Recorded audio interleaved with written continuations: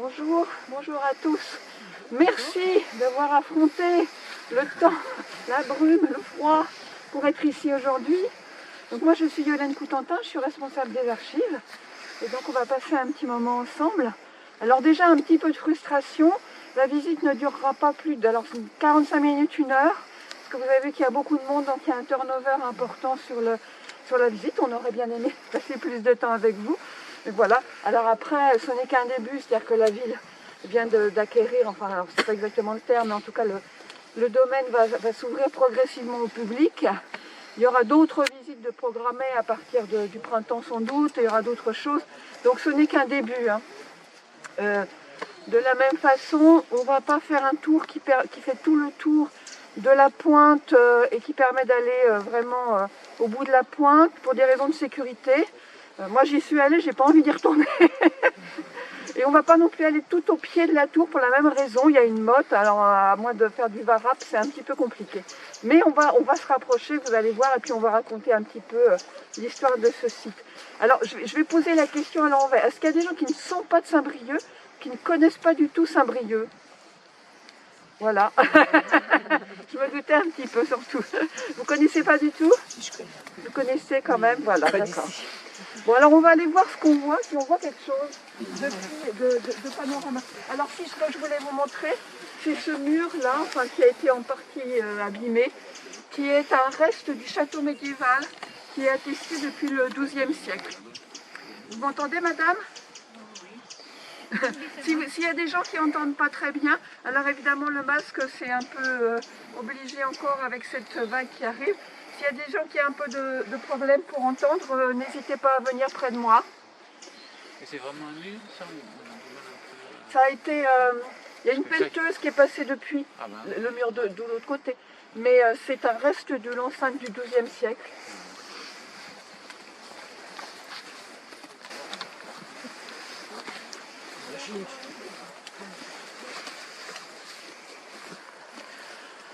Donc le monsieur me posait la question de savoir si on avait un plan ancien de ces fortifications. Alors il y a un monsieur qui s'appelle Jacques Le Gouaillard qui a fait une étude très poussée qui a été publiée dans le bulletin de la Société d'émulation qui reconstitue un petit peu les lieux. Maintenant il faudrait faire des fouilles archéologiques. Alors il y a une idée qui est dans l'air qui est ce qu'on appelle un lidar, c'est-à-dire un espèce de scan qui peut se faire par, je sais pas quoi, un drone j'imagine, voilà, qui scanne un terrain au-delà des arbres, on ne voit pas les arbres, et qui permet d'avoir un petit peu les structures. Donc on n'est pas complètement sûr de quoi que ce soit, tant qu'on n'a pas à fouiller, mais il y a quand même beaucoup de témoignages, d'éléments archéologiques qui ont été trouvés par hasard, de documents qui permettent un petit peu de documenter. Alors la rue du commandant Le Cognac, qui est en dessous par exemple, était une douve du château médiéval, voilà. Alors je vais quand même vous parler, on va imaginer ce qu'on ne voit Sur pas. la baie. Oui, exactement, on a la mer, on a la terre. Alors, juste ce qu'on peut imaginer quand même, parce qu'on voit qu'on est en hauteur, rassurez-moi, on voit qu'on est en hauteur, on voit la cime des arbres. Voilà, un promontoire qui permet de dominer et une baie, alors baie, 5e baie du monde en termes de marnage, 800 km² d'estrans qui sont livrés aux oiseaux, un lieu qui fut un lieu de festivité au 19e siècle avec des courses de chevaux, parce qu'en fait, non seulement il y a un terrain très dégagé et qui n'est pas agricole, qui n'est pas cultivé, donc on peut y faire courir des chevaux, il n'y a pas de souci, mais en plus il y a ceci, c'est-à-dire des falaises hautes autour qui font comme un amphithéâtre. Et puis par là, un bourg, la terre. Alors ceci dit, même ciel dégagé, le clocher de Notre-Dame de Cesson ne fait que s'entrevoir. Mais un bourg qui est éloigné de la mer, c'est-à-dire que l'installation humaine, alors il y avait une église romane avant Notre-Dame de Cesson, donc on sait que c'est une installation assez ancienne sur ce bourg. C'est un bourg agricole sur un plateau agricole avec des paysans qui vont aussi marins, qui vont aussi à la pêche à pied, qui vont aussi à Terre-Neuve, etc. C'est un peu des deux quand même. Mais Les Cessonnais riches, c'était les propriétaires terriens du plateau, plus que ceux qui étaient côté mer. Voilà. Les polarités aujourd'hui sont inversées par rapport à ce territoire, c'est-à-dire qu'aujourd'hui c'est la mer qui attire beaucoup moins que la terre. Voilà, on va en rester là pour ce coin-là, puisque la brune nous cache tout.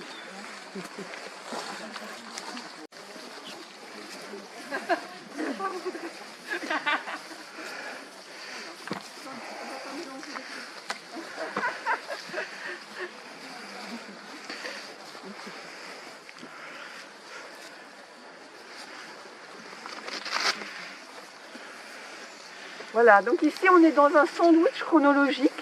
Donc la tour est là, on est à la fin du XIVe siècle, le manoir du XIXe siècle. Alors, juste pour vous dire, on n'ira pas plus près de la tour que ça. Vous voyez que c'est quand même un peu encore pas dégagé. Alors j'en profite pour remercier mes collègues des jardins qui ont fait un gros boulot, parce que je peux vous dire que quand je suis venue, juste après que le domaine soit passé à la ville, c'était la jungle. Et je remercie aussi les chèvres qui ont été les premières à investir le territoire, qui ont mangé les broussailles et qui nous ont permis de dégager. Donc on aura une vue, paradoxalement, une meilleure vue de la tour quand on sera de l'autre côté du manoir parce que ce sera plus dégagé. On ne sera jamais plus près, mais on verra mieux de l'autre côté. Donc ce site, on l'a vu, exceptionnel, enfin on l'a aperçu dans le brouillard. On domine une mer, qu'on domine des terres arables très riches, notamment parce que, vous savez, à l'ère quaternaire, il y a eu des gels et des dégels qui ont fait que l'argile a éclaté, s'est déposée sur les côtes nord de la France, et vous avez des zones maraîchères très riches, Roscoff, Saint-Malo, la Beauce, tout ça, voilà. Donc ici, on a une zone maraîchère très riche également, donc un plat pays riche. Et qu'est-ce qu'on fait d'un monticule au-dessus d'une terre riche? Eh ben, soit on fait du tourisme, soit on la fortifie pour protéger le territoire. Donc on sait qu'on est sur une terre très riche d'occupation, avec attesté un castrum romain du IIIe siècle. Alors un castrum, c'est une caserne, mais c'est une caserne déjà quasiment ville, quoi. Il y a du monde, hein, voilà. Alors, les Romains n'aimaient pas beaucoup Saint-Brieuc parce que, vous savez, les Romains, ils faisaient des villes perpendiculaires sur des terrains plats. Alors, si vous allez à Corsol, par exemple, voilà, vous avez le territoire idéal. Et Saint-Brieuc-Ville, c'est un peu trop cabossé. Donc, Saint-Brieuc se trouvait entre deux cités gallo-romaines, les Coriosolites de Corsol à l'est, les Osismes dont la capitale était Carhaix à l'ouest. En revanche, évidemment, on sait que les Romains étaient des grands militaires, donc dès qu'ils pouvaient fortifier quelque part, ils fortifiaient. Donc un castrum romain. Et puis attesté par la chanson d'Aquin du XIIe siècle. Alors une chanson, quand on dit chanson au Moyen-Âge, c'est plutôt une geste, c'est-à-dire un roman en vers, ça fait 450 vers, c'est pas le tube de l'été, quoi. Parle du château de Cesson, château du XIIe siècle. Alors ceci n'est pas le château de Cesson tel qu'il est mentionné dans la chanson d'Aquin, puisque ça c'est du XIVe siècle. En revanche, le mur dont je vous ai parlé tout à l'heure, la douve, c'est un élément du château du XIIe siècle. Donc ici, par ici, on avait ce qu'on appelait la haute cour, c'est-à-dire la motte castrale, et de l'autre côté de la tour de Cesson, d'ici à la pointe, on avait ce qu'on appelait la basse cour, c'est-à-dire avec la chapelle, etc. C'est l'endroit où les gens se réfugiaient, les gens du peuple, voilà, se réfugiaient en cas d'attaque. Donc voilà un petit peu des connaissances un petit peu affleurées. On ne sait pas précisément, enfin voilà, on a un certain nombre d'éléments, en tout cas pas visuels, voilà, je peux vous montrer de choses de ça. En revanche, l'histoire de la tour de Cesson, elle est liée à l'histoire de la guerre de succession de Bretagne, qui est une sorte de soubresaut de la guerre de 100 ans. Vous vous souvenez, Moyen-Âge, fin du Moyen-Âge, deux puissances émergent en Europe, le royaume de France et le royaume d'Angleterre, donc inévitablement conflit entre les deux. Et la Bretagne, eh ben, elle est un peu entre les deux. Et en 1841, quand meurt le Jean III, le duc de Bretagne, il meurt sans héritier direct et évident. Il a deux héritiers potentiels, sa nièce Jeanne de Penthièvre, qui est mariée à Charles de Blois, et son demi-frère Jean de Montfort, qui est marié à Jeanne de Flandre. On l'a appelé aussi cette guerre la guerre des deux Jeannes. Et donc, finalement, c'est le parti des Montfort qui... Alors, chaque parti va chercher l'un les Anglais, l'autre les Français. Voilà. C'est pour ça que je dis que c'est une espèce de soubresaut de cette guerre européenne, quasiment. Et puis, donc Jean IV, après donc, 23 ans de conflit, Jean de Montfort devient Jean IV, il est duc, certes. Enfin, vous imaginez bien que sa légitimité, entre le fait qu'il a quand même eu une concurrente et qu'ils se sont quand même battus pendant 23 ans avant d'avoir le pouvoir, sa légitimité, elle est un petit peu légère. Et il ne faut pas oublier que sur le territoire, il y a une seigneurie très importante non loin d'ici, c'est l'évêché de Saint-Brieuc. Parce que ici, jusqu'en 1792, on n'est pas à Saint-Brieuc. Voilà, on est à Cesson. Et donc, à Saint-Brieuc, l'évêque est seigneur, les chanoines sont seigneurs.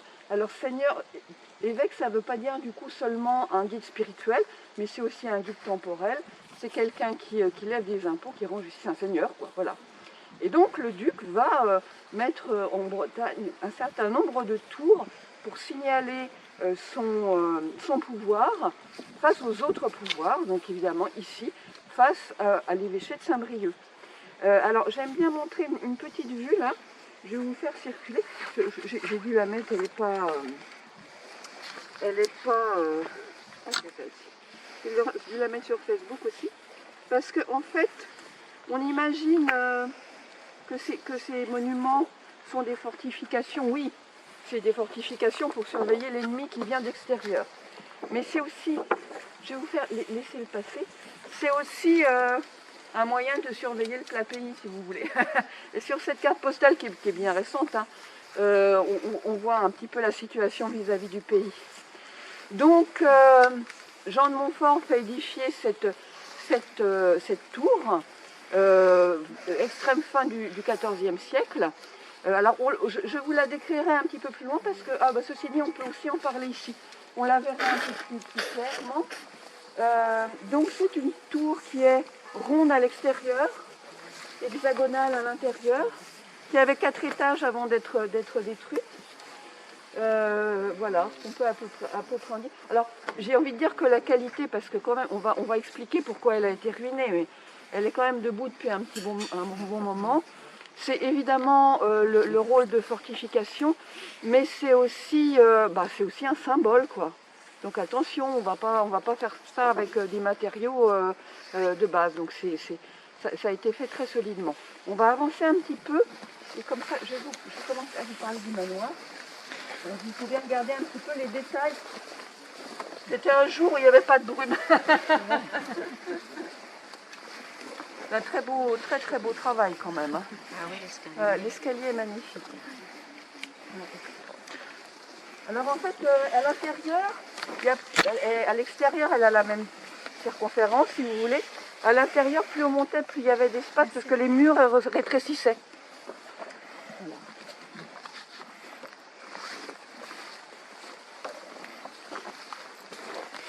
Alors, on va parler du manoir. C'est ce qui fait que j'avais des photos de l'intérieur du manoir avant qu'il ne brûle. Si vous voulez jeter un œil sur les photos. Alors, ce manoir... alors non, pardon, j'ai oublié notre tour, comment elle fut ruinée. Alors, les protestants, la réforme protestante au XVIe siècle, on n'a pas à Saint-Brieuc plus de protestants tellement qu'ailleurs, enfin c'est pas une communauté très très forte, on va plutôt les trouver du côté de Quintin, mais il se trouve que suite au jeu dynastique, Henri IV, qui est protestant, devient roi de France. Donc il abjure le protestantisme, hein, Paris vaut bien une messe. Sauf que du coup, c'était la guerre entre catholiques et protestants, un certain nombre de catholiques disent c'est très bien, il est devenu catholique, nous il n'y a pas de souci, on le suit.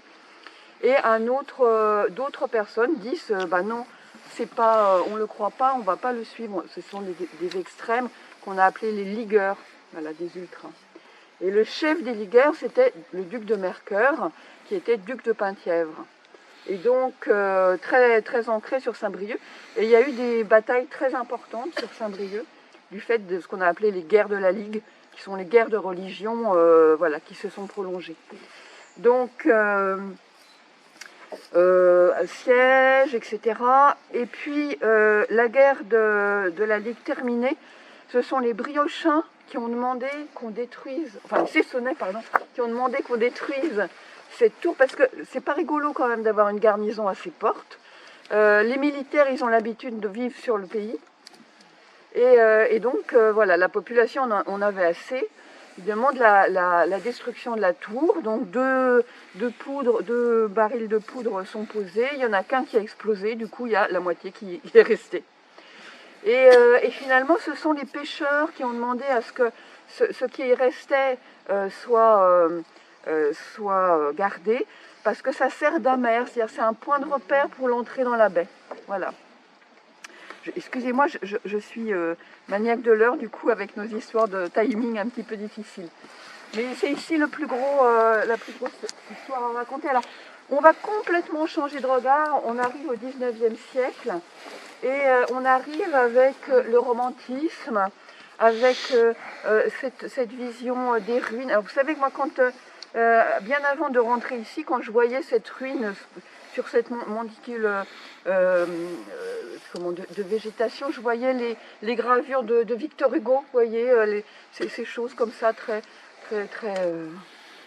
spineuses.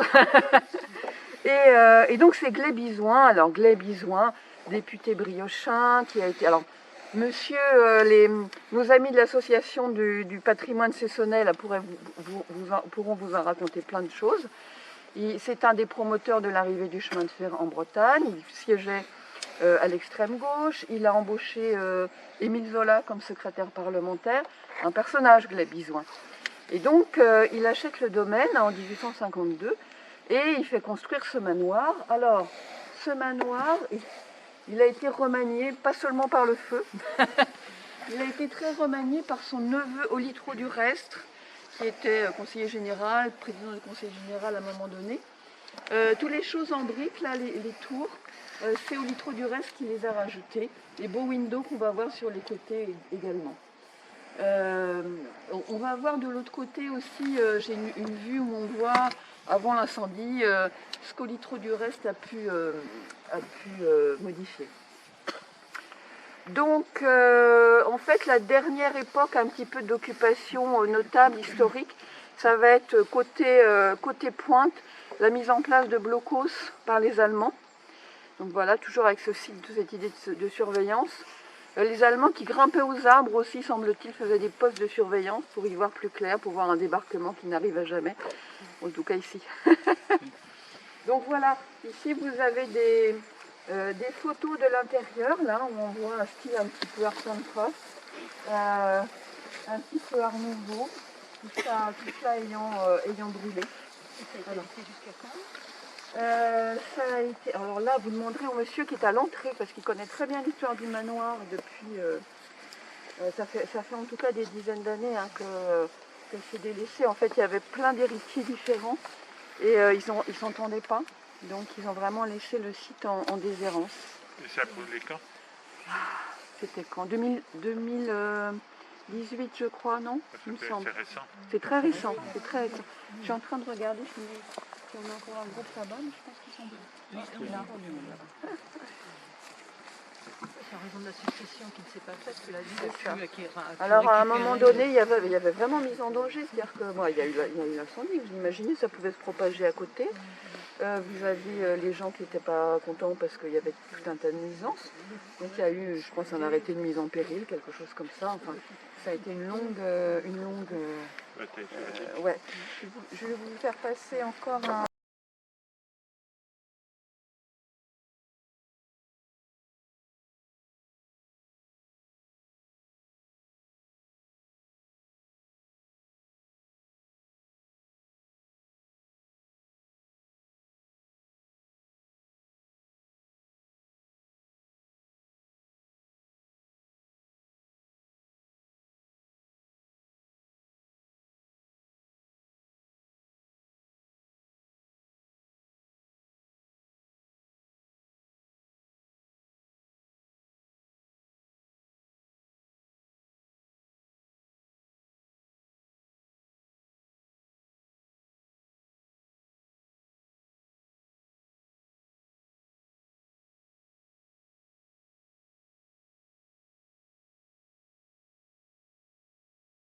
Vous allez voir, j'ai indiqué, c'est pas très joli, mais enfin. Et ça, c'est une vue de la tour, on la voit mieux là que là. Alors en fait, la tour, elle a été emmotée par Olitro du Reste. C'est-à-dire À la fin du 19e siècle. en moté. Mis une motte pour la tenir. Ah d'accord. Ouais, c'est ça. Ouais. Stabilité en fait de la C'est terre. ça, ouais. Donc voilà, là on est vraiment 19e siècle avec cette idée de le voyage en Italie, le grand tour, la naissance du tourisme d'ailleurs. Hein. C'est-à-dire que c'est au départ les artistes, alors ça a commencé au 18e siècle, les artistes partaient en Italie notamment découvrir l'Italie, c'est génial parce que c'est à la fois nos racines romaines, mais c'est aussi les racines à nouveau de la Renaissance. Donc on va là-bas chercher des styles, des connaissances, des savoir-faire. Et donc c'est extrêmement à la mode au 19e siècle. Et du coup certaines élites vont rapporter et avoir envie de ce style un peu italianisant. Bon, alors on reconnaît la couleur de la brique, on reconnaît les arcs en plein cintre, la symétrie, tout ça. On est vraiment. Alors le toit plat. En fait, le feu n'aimait pas Olitro du Reste. Le feu a supprimé ce que Olitro du Reste avait construit. Il préférait le style Zébizon, manifestement. Au départ, c'était un toit plat. Après, Olitro du Reste, il est parti dans un délire néo-gothique, un petit peu sans doute pour aller avec la tour. Enfin voilà. On est dans des pastiches, hein, de toute façon, à cette époque-là. Et alors, à Saint-Brieuc, ce style italianisant, on va le retrouver dans des manoirs, dans des maisons bourgeoises du plateau de Saint-Michel, où la nouvelle élite négociante, marchande, etc. s'installe. Roannec en est un bon exemple. Hein. Roannec répond à ce manoir. J'ose pas vous dire que vous allez le voir. Voilà. On peut l'imaginer, sur la gauche. Donc, il y a aussi, alors, ici je préfère vous en parler là parce que quand on va partir, ça va être un peu plus compliqué. Ce qu'on appelle les jardins anglo-chinois. On appelait ça les parcs à l'anglaise avant. Très très en vogue au 19e siècle, en contradiction un peu avec les jardins à la française, vous savez, très carrés. Quand vous allez en Chine et que vous visitez un jardin traditionnel, vous visitez le jardin, puis vous sortez, vous faites le tour du jardin par l'extérieur, vous dites mais c'est pas possible, c'est vachement plus grand à l'intérieur. Et en fait c'est tout un travail d'optique qui permet que on a des courbes, donc on va avoir des choses qu'on va apercevoir. Alors par exemple, je ne sais pas si vous avez vu, mais à un moment donné quand on monte, on aperçoit le manoir. Mais on ne le voit pas tout à fait, donc la curiosité est éveillée, mais c'est où il y a plein de surprises comme ça, de découvertes qui se cachent, qui se montrent. C'est ce qu'on appelle des fabriques, c'est-à-dire des points de vue, des points de focale qui focalisent le regard. Alors évidemment, tout ce qui est... là, ce sont d'anciens bassins. Tous les systèmes hydrauliques, enfin de jets d'eau, etc., participent à cette mise en théâtre de la nature. Et donc, alors, fabrique, c'est un terme générique pour tous ces points de vue. Alors, les portes qu'on a vues sont des fabriques. Et si on pousse à l'extrême la logique, la tour de Cesson, c'est une fabrique. C'est-à-dire qu'en fait, ça a été traité dans le paysage, dans la façon dont ça a été mis en place par Olitro du Reste, ce parc, comme un point de vue, c'est un nain de jardin. C'est un gros nain de jardin.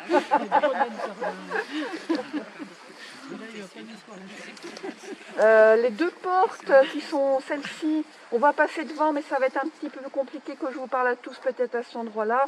La première a été chippée à un manoir qui se trouvait à Saint-Gilles-de-Ménée, le manoir de Bosny qui a été détruit depuis.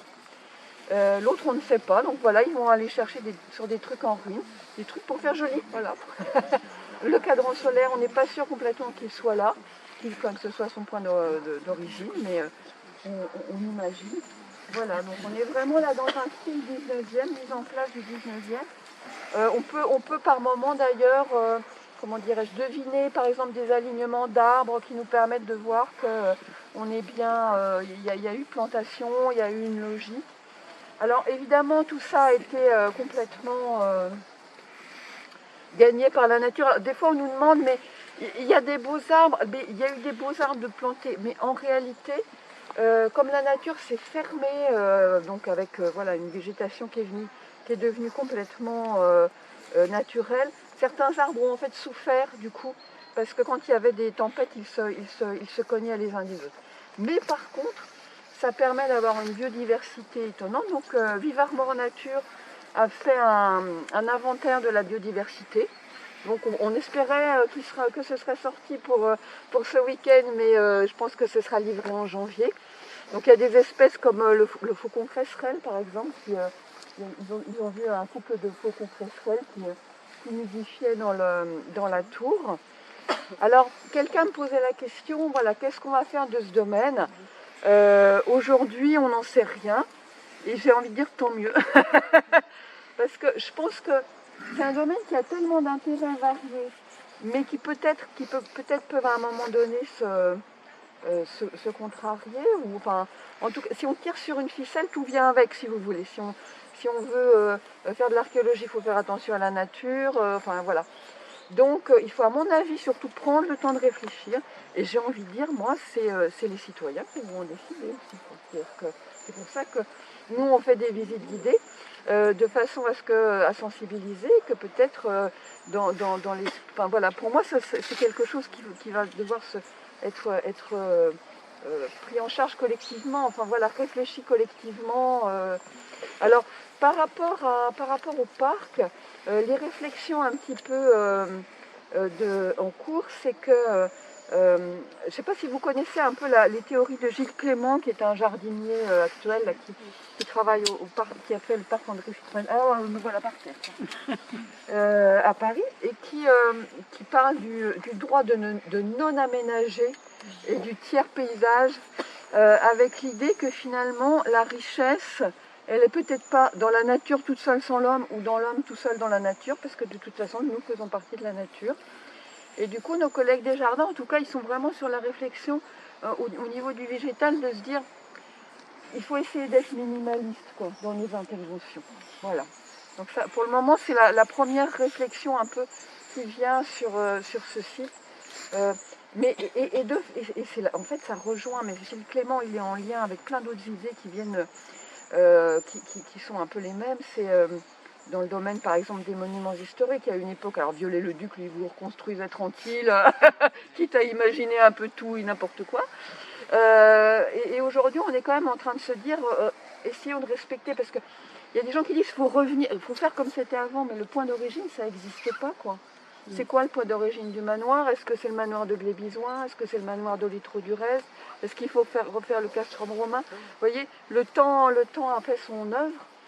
Et voilà, alors après, il faut sûrement stabiliser des choses, il faut sûrement éviter que ça continue à se dégrader, mais peut-être être assez modeste, en fait, j'ai envie de dire, par rapport au temps qui passe. Ne pas se dire, oh, je l'arrête, ou je remonte le temps. Non, le temps, il ne va pas nous laisser faire. Il ne fait jamais ça. Alors, on va aller voir ce qu'on ne voit pas.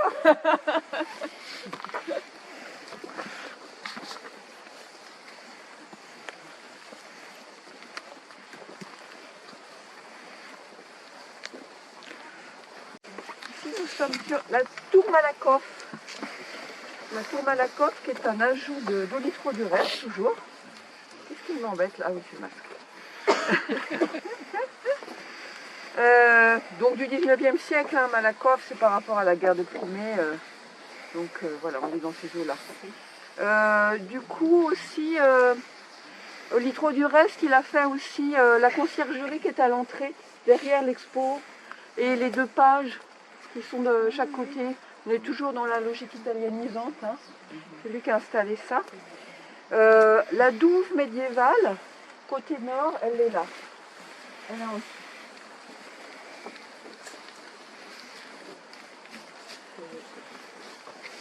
Donc là, on est toujours dans le pastiche, hein, dans le pastiche du Moyen-Âge, avec une architecture pseudo-fortifiée. Je pense qu'il n'attendait pas beaucoup d'ennemis de par là. Mais... Alors on voit quand même le port. Je vais vous parler un petit peu du port. Oui, ça se concentre quand même. Alors on voit les bateaux. On voit qu'on est marée basse. On voit que le port du Légué est un port d'échouage. Donc, la difficulté du port du Légué, mais c'est aussi la difficulté du coup de Saint-Brieuc et de Cesson, c'est d'être, alors on n'a pas vu non plus de l'autre côté, mais on est au fond d'une baie, au fond d'une impasse en fait, avec un port d'échouage qui en plus est très long. Et c'est vrai que ce port, il a permis le développement de la ville grâce à des canalisations. Alors, il y a l'écluse que l'on voit quelque part. Je ne vous ai pas non plus parlé parce qu'on ne le voyait pas. Le chemin de fer arrive à Saint-Brieuc en 1863 et vous ne le verrez pas non plus, mais ça c'est pas à cause de la brume. Vous allez passer, vous êtes passé, vous allez repasser au-dessus d'un tunnel dans lequel passe le chemin de fer reliant la gare. Alors quand vous êtes le camp médiéval, là, le camp la Ménie du Goëlo, là, ils sont au-dessus du tunnel. Et donc qui reliait, puisque les trains ne circulent plus, le port du Légué à la gare, donc industrie ici, industrie à Robien, et ce petit chemin de fer là, il va vraiment permettre le développement de la ville. Voilà sur ce que je peux vous dire un petit peu, avec aujourd'hui d'ailleurs une boîte de nuit à chauve-souris dans le tunnel, voilà, dans lequel on n'a censément pas le droit de passer. Sinon, vous connaissez peut-être aussi, comme balade, vous avez un sentier qui fait tout le tour, qui est un petit peu quand même, voilà. Oui. Mais qui est un petit peu... il est très beau. Ceci dit, on ne voit pas la tour depuis ce sentier-là. Voilà. C'est qu'au final, vous savez, je vous ai dit, le bout d'Estran, il était intéressant au 19e siècle parce que ce n'était pas des terres arables. Donc on en a fait un lieu de fête. Ça a été un peu pareil pour le Légué, où quand on a canalisé, l'espace entre les méandres et la falaise sont devenus des terres libres et non agricoles. Et là-bas, on a fait des fêtes, ici on a fait les industries. Voilà. C'était un espace vraiment privilégié. On a fait aussi une décharge à ciel ouvert, non? Là-bas, au Grève, oui, je comptais légalement. Du coup, par rapport à ces deux points de vue, ce que j'avais envie de dire, c'est que quelque part, un lieu, c'est le regard qu'on porte sur ce lieu. Donc, côté baie, on a vu, c'était le lieu des pauvres qui venaient chercher un peu de coquillages. Au 19e siècle, ça devient un lieu déjà plus prisé, parce que la mode des bains de mer, parce que l'air et la lumière chassent la tuberculose, etc. Donc, un lieu de fête. Et puis dans les années 70, on aime la mer, mais on a des voitures et on peut aller sur des plages beaucoup plus, des rosaires, des plages de sable fin, etc. Donc là, ça devient des espèces de crèmes et on regarde ailleurs. Et quand on regarde ailleurs, là où on ne regarde pas, on jette ses déchets. Donc la grève des courses qui avait été un lieu de fête est devenue une décharge. Et dernier regard, le regard des écologistes qui regardent ça, qui disent c'est une réserve extraordinaire pour les oiseaux, et qui en 1998 font une réserve naturelle. Voilà, réserve de la baie. Ici c'est un site Natura 2000. Voilà. Directive Habitat. J'ai pas dit aussi, mais la tour elle est inscrite aux monuments historiques. Voilà, donc il y a pas mal de protection. Donc le Légué, lui, ça va être le Légué. Alors on dit que c'est un port long, compliqué, etc. Il y a quelqu'un qui ça a beaucoup intéressé qu'il soit si planqué ce port. C'est le Moine Brieuc, c'est notre fondateur, qui arrivant d'outre-Manche, il va venir se planquer là et fonder la ville qui devient ce fameux évêché dont j'ai parlé. Alors après, ça va être compliqué pour les industries, mais elles se développent quand même. Alors cette richesse de ce terrain entre la falaise et le canal, l'ancien méandre, ça va être un atout pour les industries, notamment qui se replient après avec les guerres mondiales et la guerre de 1870 avec la Prusse. Mais à un moment donné, Chafauteau et Maury va être coincés parce qu'ils sont entre le canal et la falaise. Ils ne peuvent pas s'agrandir. Et du coup, ils partent au château. Voilà, c'est ça. Et pendant des années, ce port, il a été un espèce de bac à sable. on voit là un peu de tas de sable. C'est assez réduit. Vous connaissez tous le port. Aujourd'hui, c'est un lieu super intéressant, super sympa. On se promène, on va boire un café, etc. Moi, quand je suis arrivée encore en 98, c'était carrément glauque, quoi. Donc voilà, c'est un petit peu ma conclusion de dire un lieu, c'est la façon dont on le regarde. C'est pour ça qu'on avait envie de faire visiter ce lieu-ci. Parce que c'est la façon dont vous allez le voir qui va, à mon avis, le déterminer, j'espère.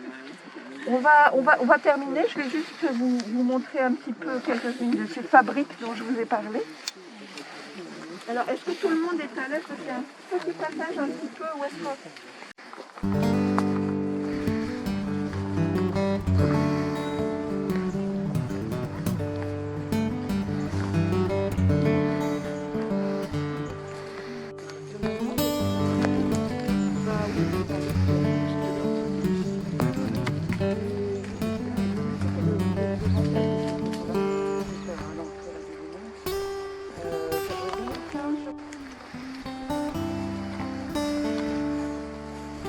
Donc voilà, ces fabriques, ces portes qui n'étaient connectées à rien. C'était vraiment là pour faire joli, ça fermait rien. Voilà, on serpente, on monte.